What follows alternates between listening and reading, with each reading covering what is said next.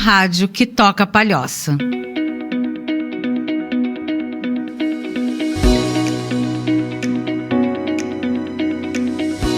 Bom dia a todos, sejam muito bem-vindos. Estamos novamente aqui no nosso podcast Saúde Mental em Foco, com o renascer.psi.especializada. Não esqueçam de dar uma chegadinha lá, vão lá, me seguem. Se tiverem alguma dúvida em relação a algum podcast, é só deixar um recadinho pra gente lá no direct, que rapidinho a gente já responde, já esclarece a dúvida. Hoje nós temos uma convidada especialíssima, minha amiga do coração e uma profissional fantástica, maravilhosa, com uma experiência incrível, que é a nossa querida Heloísa Helena Venturini Luz.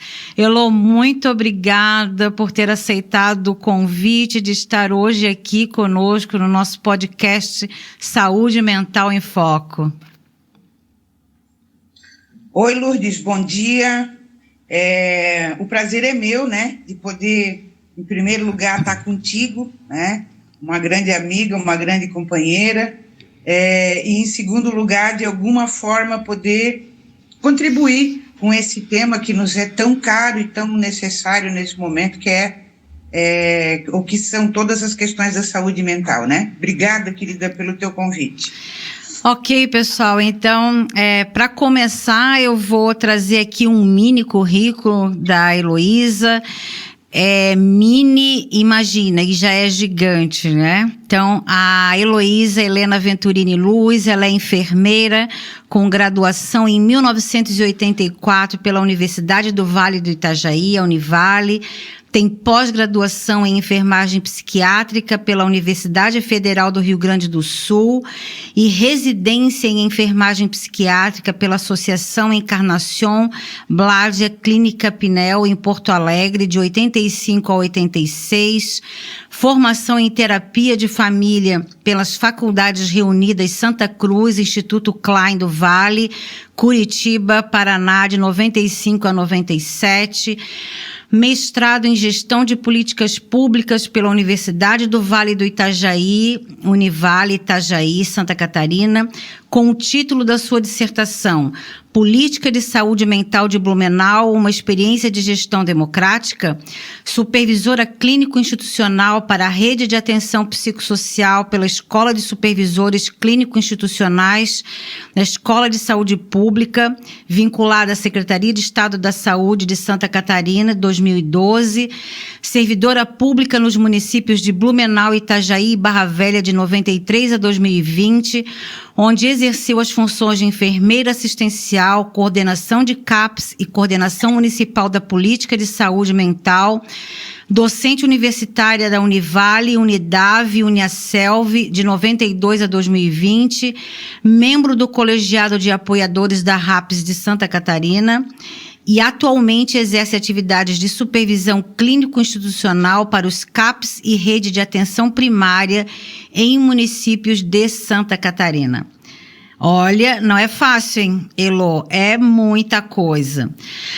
Amiga, para começar, eu gostaria que a gente desse o pontapé inicial pensando, falando um pouco, refletindo sobre a contribuição da reforma psiquiátrica enquanto um marco importantíssimo, né, da lei, se não me engano, 10.216, né, que não só traz um novo conceito de loucura, como também traz uma nova forma de se ter um manejo diferente das pessoas em grave sofrimento psíquico, não somente grave sofrimento psíquico, mas até esse conceito, né, de surto, ele muda e a gente passa a entender que todo momento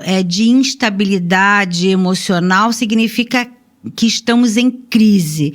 Então, é um outro momento, né? É um outro marco, são outras diretrizes, inclusive para os equipamentos, para a saúde como um todo, ao lidar com pessoas, né, que sofrem de transtornos mentais. Então, eu gostaria que a gente estivesse iniciando o nosso podcast só para avisar para vocês que estão nos ouvindo.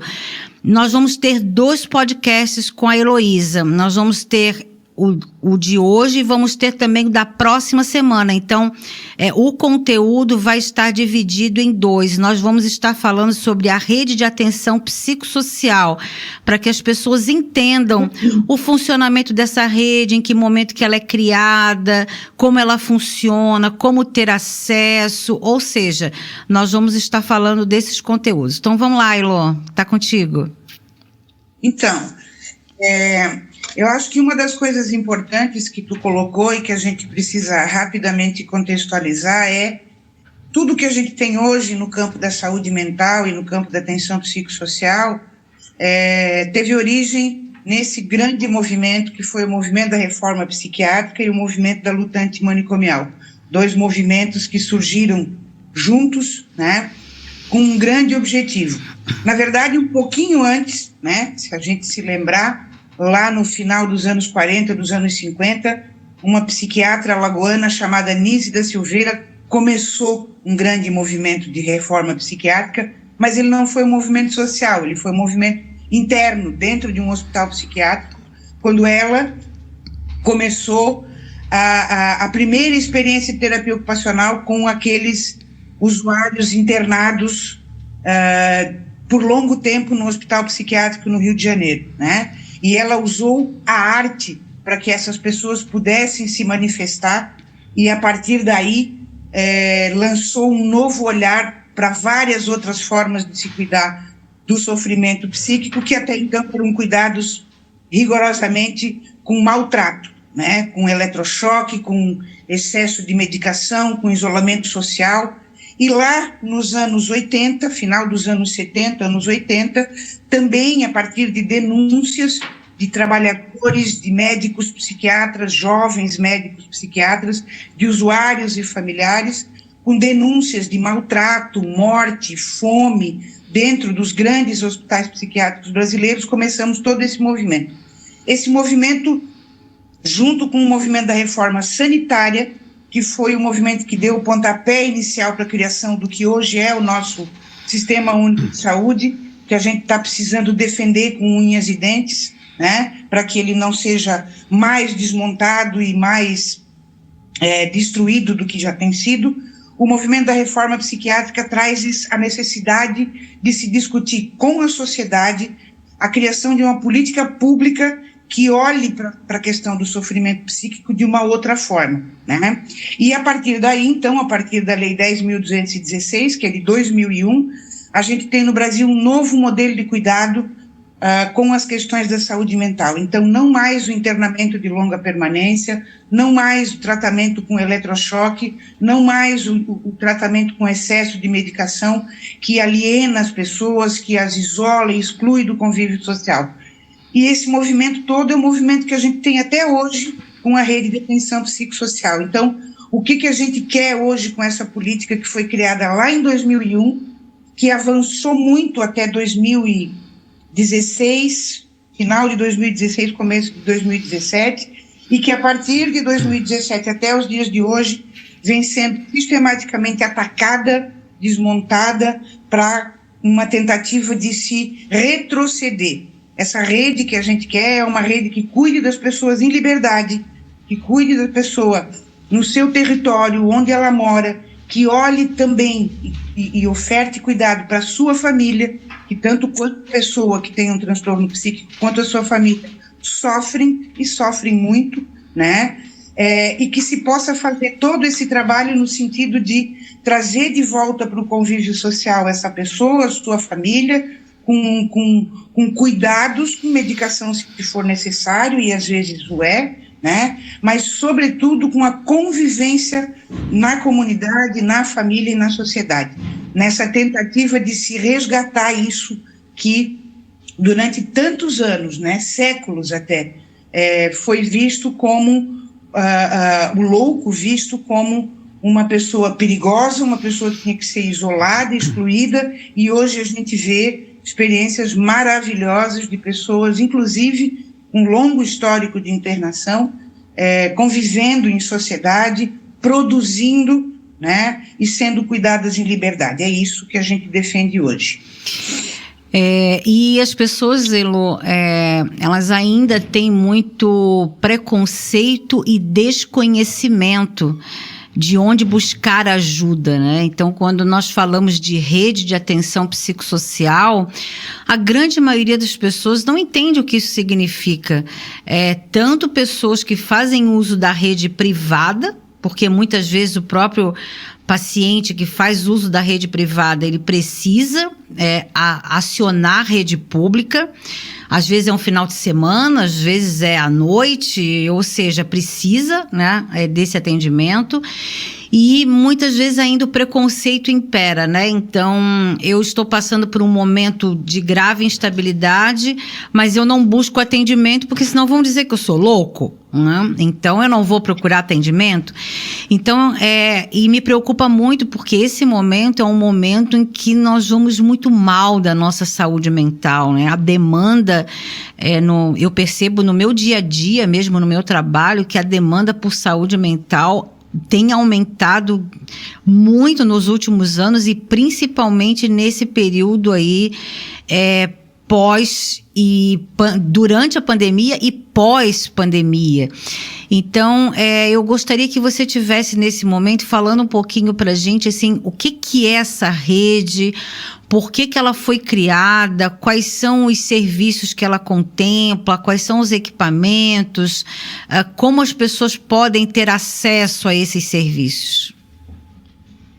Então, junto com todo esse movimento, né, da reforma sanitária, da reforma psiquiátrica e da criação desse novo conceito, como tu falou, e desse novo modelo de saúde mental, pelo Brasil todo, através de ações muito fortes do Ministério da Saúde, da Coordenação Nacional, das Coordenações Nacionais de Saúde Mental, foram criados diversos dispositivos, né? E, paralelamente à criação desses dispositivos, foi se tendo o entendimento de que, para se cuidar adequadamente, de uma forma equânime e de uma forma resolutiva, das questões de saúde mental, esses serviços deveriam ser articulados, né? Então, hoje nós temos, basicamente, na rede pública do Brasil inteiro, isso varia um pouco de município para município, o tamanho do município, enfim, mas nós temos o que nós chamamos de rede de atenção psicossocial, que são diversos serviços, né, que a partir do grau de complexidade de cada situação, né, esse usuário e a sua família, eles vão ser direcionados para circular, para transitar dentro dessa rede para receber o seu atendimento, né? Então, a gente tem hoje a possibilidade de um usuário ser atendido no que a gente chama de rede de atenção primária, que é lá na unidade básica de saúde, né? Que é onde começa todo o cuidado, é onde a pessoa acessa o Sistema Único de Saúde. E dependendo da gravidade, da complexidade de cada situação, e dependendo também do município, nem todos os municípios têm todos os dispositivos, né? Esse usuário pode ser atendido tanto na rede básica, né? Desde que tenham serviços, desde que essa atenção seja ofertada, desde que os trabalhadores estejam qualificados para isso, passando pelos centros de atenção psicossocial, que é o que a gente chama de serviço especializado dentro dessa rede de atenção psicossocial, com uma equipe interprofissional, multiprofissional, com psiquiatra, psicólogo, enfermeiro, assistente social, terapeuta ocupacional, que vai ofertar esse cuidado ampliado e não mais só com foco no diagnóstico, e vários outros dispositivos que a gente tenha unidade de acolhimento, os serviços residenciais terapêuticos, que são aqueles que têm o objetivo de ajudar a tirar os pacientes de longa permanência nos hospitais psiquiátricos e voltarem para o convívio comunitário. A gente tem a rede de urgência e emergência, os prontos-socorros, as UPAs, né, podem e devem atender as questões da saúde mental, principalmente no momento da crise. Nós temos todos esses dispositivos cujo objetivo é aumentar a possibilidade do cuidado das pessoas no território, na sua comunidade, sem precisar da internação hospitalar. E, se precisar da internação hospitalar, também faz parte da rede de atenção psicossocial, leitos de retaguarda em saúde mental nos hospitais gerais, né? Então, toda essa rede existe para evitar, né, ou para não mais precisarmos internar as pessoas com sofrimento psíquico dentro dos hospitais psiquiátricos. Ô, Elo, eu estava aqui te ouvindo falar e pensando no meu dia a dia, esse desenho, né, que a reforma psiquiátrica propõe, né, de atendimento, né, a pessoas em sofrimento psíquico, independente do grau de complexidade, eu considero ele fantástico. Mas na prática, nós temos várias dificuldades, né? Então, no meu dia a dia, eu já vi muito atenção primária, atenção básica, atendendo o usuário, o paciente, somente para trocar receita. Ou seja, né, todo esse trabalho, né, de atendimento a pacientes em crise que não se considera ou não se é avaliado enquanto uma situação de urgência, que seria um atendimento, por exemplo, num CAPS, esse paciente ele fica sem atendimento. Também já vi, né, pessoas que são encaminhadas, por exemplo, por um CAPS, já foram atendidas lá há um tempo, saíram daquela situação, estão num outro nível de complexidade, que deveriam ser acolhidas pela atenção básica. Mas o que acontece? Ficam esperando 1 ano para serem chamadas, para serem atendidas, e não têm condições de ter acesso.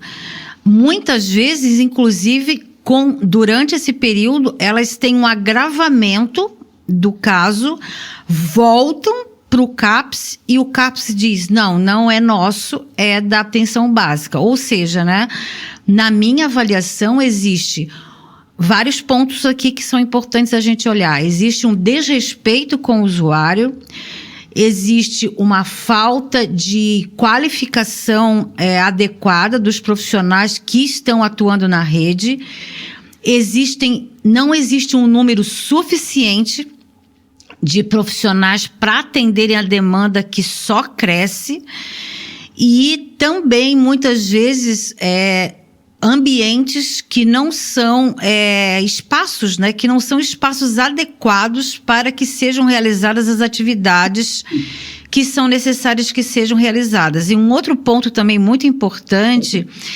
é que existe um desejo, talvez eu esteja equivocada, eu queria te ouvir também, existe um desejo da população de que elas sejam atendidas dentro de uma lógica mais tradicional. Então, por exemplo, quando é proposto um grupo, as pessoas não querem participar, elas não conseguem, né? Porque elas dizem que elas querem um médico para elas chamarem só dela. Elas querem sair, elas ficam felizes, né, quando elas saem com uma sacolinha cheia de medicamentos que elas pegam ali na dispensação com o farmacêutico, né?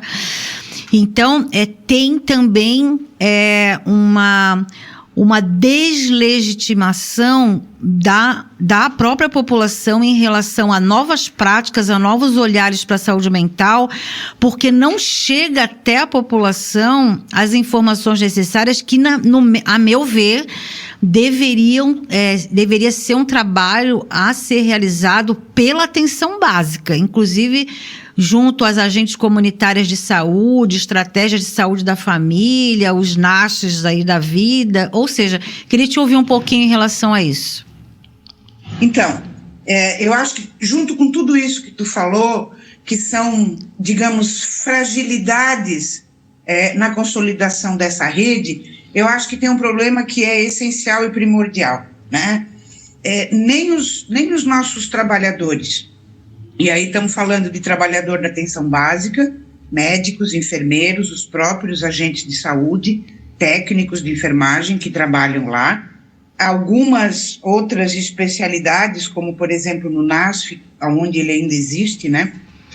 Os próprios psicólogos, fisioterapeutas, terapeutas ocupacionais, ou seja, quem está lá na atenção básica, nem quem está num centro de atenção psicossocial, não são todos, mas são muitos, nem quem trabalha em pronto-socorro e unidade de pronto atendimento, né? E menos ainda quem trabalha ou ainda dentro dos remanescentes hospitais psiquiátricos ou dentro do hospital geral, onde esse usuário também pode ser internado, não se entendeu ainda de uma maneira forte, de uma maneira real, a lógica dessa rede, desse modelo de cuidado, né?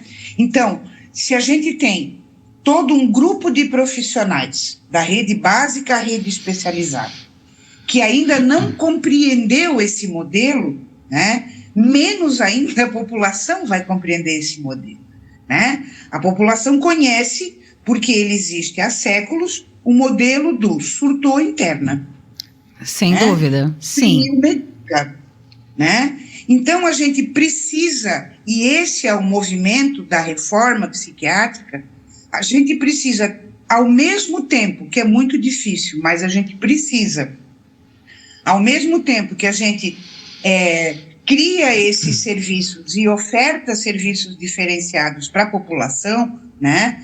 E entende que saúde mental também se faz na atenção básica, né? Saúde mental se faz, inclusive, quando a gente fala de rede, a gente está falando de rede, inclusive rede intersetorial. Saúde mental a gente faz na educação, a gente faz na assistência social, né? A gente faz na habitação.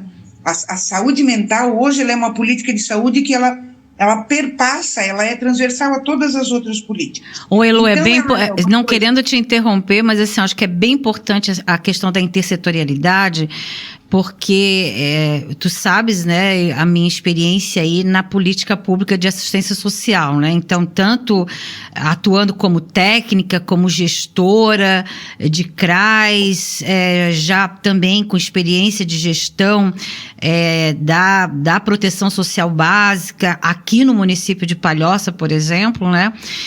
Então, da dificuldade em trabalhar com as equipes PAIF e PAEF, que só para deixar claro aqui, né, PAIF é o Serviço de Atendimento Integral à Família, que está no âmbito dos CRAS, dos Centros de Referência de Assistência Social, e o PAEF, que é o Serviço de Atendimento Integral Especializado, né, de atendimento à família, que daí já é um outro nível de complexidade, mas que não vem ao caso aqui a gente entrar nisso. Mas só para pontuar que existe uma dificuldade por parte de muitos profissionais que atuam nos CRAS e CREAS de entenderem que saúde mental também é de responsabilidade da política pública de assistência social.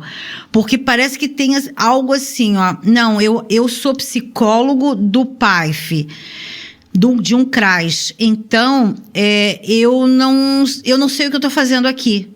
Eu já ouvi muito isso, né? Eu não sei o que eu estou fazendo aqui, porque se eu estivesse lá no CAPS, aí eu poderia atuar com saúde mental, porque a minha visão de saúde mental, que eu já deixei claro aqui em outros podcasts, é que não existe a possibilidade da gente pensar em saúde mental dentro dessa nova lógica descontextualizada do momento que a gente está vivendo, porque muito do nosso adoecimento psíquico tem a ver com o nosso contexto social.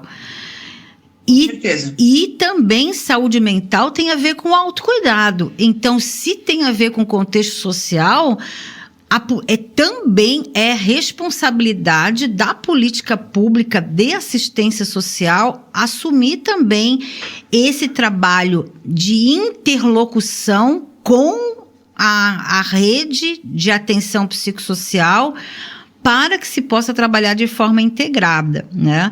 Elô, o tempo passa super rápido, a gente tem aí mais uns 3 minutinhos, então eu queria assim que tu tivesse dando um fechamento para essa etapa inicial, e aí para eu poder estar fechando o podcast, e a gente vai continuar no podcast da próxima semana, tá? Então tá. Então só para dizer isso, que a gente precisa, né, e a gente tem uma expectativa de que isso mude agora, a partir de 2023, de que se retome, né, o investimento, principalmente financeiro, em qualificação profissional e informação para a população do que é esse novo modelo, para que um dia, brevemente, a gente não precise mais encaminhar pessoas para o hospital psiquiátrico, porque aqui fora dos muros, a gente há de ter todas as possibilidades. Ainda isso é um movimento muito frágil, né? É uma realidade muito difícil que os municípios têm, mas a gente não pode perder o horizonte do que a gente quer. A gente quer o cuidado em liberdade, a gente quer o cuidado na comunidade, a gente quer o cuidado inclusive para as famílias que sofrem tanto quanto os seus pacientes, os usuários, para que a gente possa ter uma saúde mental de qualidade, justa e para todo brasileiro e toda brasileira. É isso. Obrigada, Elô. Eu acho que eu estava muito assim querendo a tua vinda aqui para a gente refletir, porque eu entendo, quando eu criei, né, a ideia desse podcast, de justamente criar um canal permanente para que nós possamos falar de saúde mental, esclarecer a população, trazer os mais diversos temas. Eu vejo muitos podcasts sobre saúde mental, mas dando receita de felicidade. Esse não é o objetivo desse podcast que eu criei.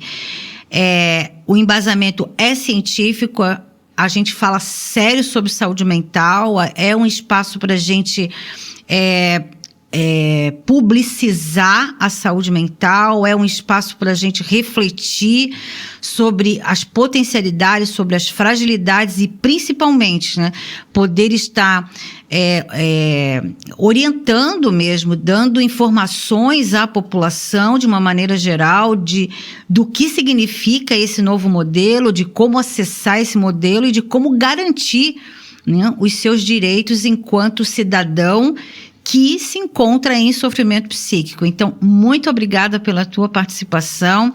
Pessoal, espero que vocês tenham gostado. Não fica por aqui. Assistam. Na próxima semana, a gente vai continuar com a Elô. Ficou com alguma dúvida? Manda um recadinho pra gente lá no direct. renascer.psi.especializada. Um grande abraço a todos. Obrigada, Elô. Beijo. Beijo, querida. Obrigada.